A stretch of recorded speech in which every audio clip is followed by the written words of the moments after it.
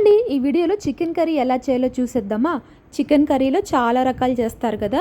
ఇదైతే మిరియాలు ధనియాల పొడి వేసి చేయడం అండి. ఇది రైస్లో కన్నా కూడా రాగి సంగట్లోకి అయితే చాలా చాలా బాగుంటుంది. మనకి నాటుకోడి తిన్నంత టేస్టీగా అయితే ఉంటుందండి. చాలా సింపుల్గానే చేసేయచ్చు. దానికన్నా ముందుగా నా ఛానల్ని ఫస్ట్ టైం చూస్తుంటే ప్లీజ్ సబ్స్క్రైబ్ చేసుకోండి. ప్రాసెస్ అయితే చూసేద్దామా. ముందుగా అయితే హాఫ్ కేజీ చికెన్ని తీసుకొని దీన్ని బాగా 2-3 టైమ్స్ అయితే ఉప్పు పసుపు వేసి వాష్ చేసుకోండి. తర్వాత ఇందులోకి రుచికి సరిపడా ఉప్పు, పసుపు, కారం, ధనియాల పొడి, గరం మసాలా, అలానే చికెన్ కర్రీకి ఎప్పుడు కూడా చికెన్ మసాలాకు బదులు మటన్ మసాలా వేయండి. ఆ టేస్ట్ అనేది వేరేగా ఉంటుంది. ఆ టేస్ట్ చాలా చాలా బాగుంటుంది.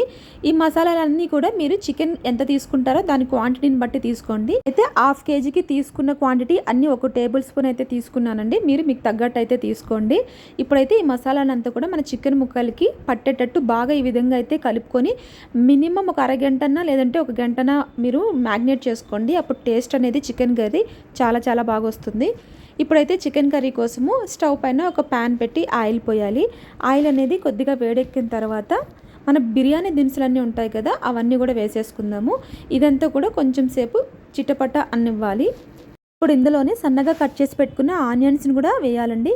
ఇదంతా కూడా మనకి బ్రౌన్ కలర్ వచ్చేంత వరకు ఫ్రై చేసుకోవాలి. ఈ ఆనియన్ అనేది కొంచెం ఫ్రై అయితేనే కర్రీ టేస్ట్ చాలా బాగుంటుంది. ఇది ఒక 2 నిమిషాలు బాగా ఫ్రై చేసుకున్న తర్వాత మనము ముందుగా మ్యాగ్నేట్ చేసి పెట్టుకున్న చికెన్ని కూడా ఇందులో వేసేసుకోవాలండి. చికెన్ వేసిన తర్వాత 1 నిమిషం పాటు అయితే బాగా ఫ్రై చేసుకోండి.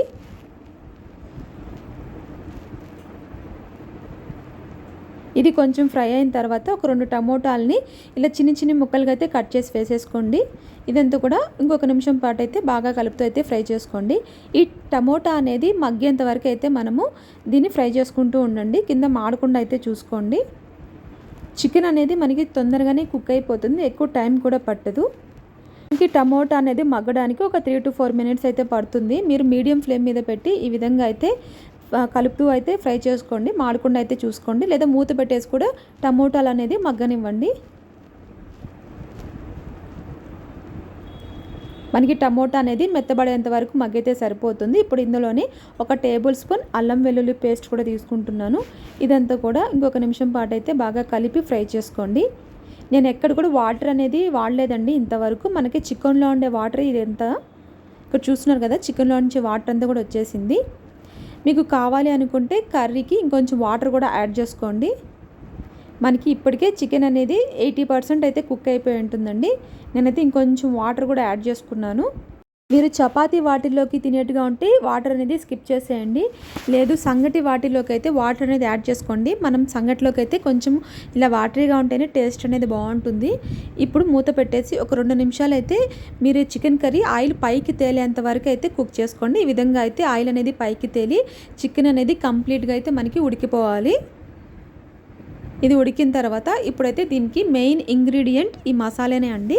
ఒక చిన్ని బాణాలు తీసుకుని 1 టేబుల్ స్పూన్ ధనియాలు, 1/2 టేబుల్ స్పూన్ మిరియాలు, 4-5 లవంగాలు, అలానే ఒక చిన్న దాల్చిన చెక్క కూడా వేసి ఇదంతా కూడా మనము దోరగా అయితే వేయించుకోవాలండి.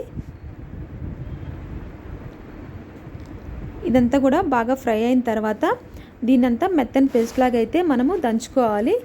ఇది మిక్సీ పట్టడం కన్నా ఈ విధంగా అయితే దంచుకోండి, కొంచెం బాగుంటుంది టేస్ట్ అనేది. ఇంక ఈ పౌడర్ని అయితే మనకు చికెన్లో అయితే వేసేసుకోవడమే. ఇది కలిపి ఇంకొక నిమిషం పాటు ఉన్నించుకొని లాస్ట్లో కొత్తిమీర చల్లుకొని దింపడమే. చాలా చాలా టేస్టీగా ఉంటుందండి. మనకి ఫీవర్ అలా వచ్చినా, జలుబు చేసినా, ఘాటుగా ఏదైనా తినాలనిపిస్తుంది కదా, అప్పుడైతే ఈ విధంగా అయితే ట్రై చేయండి. చాలా బాగుంటుంది.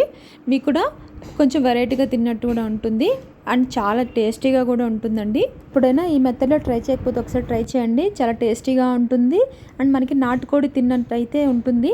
అలానే నా వీడియో కనుక నచ్చినట్టయితే ప్లీజ్ లైక్ చేయండి, షేర్ చేయండి, సబ్స్క్రైబ్ చేయడం మాత్రం మర్చిపోకండి.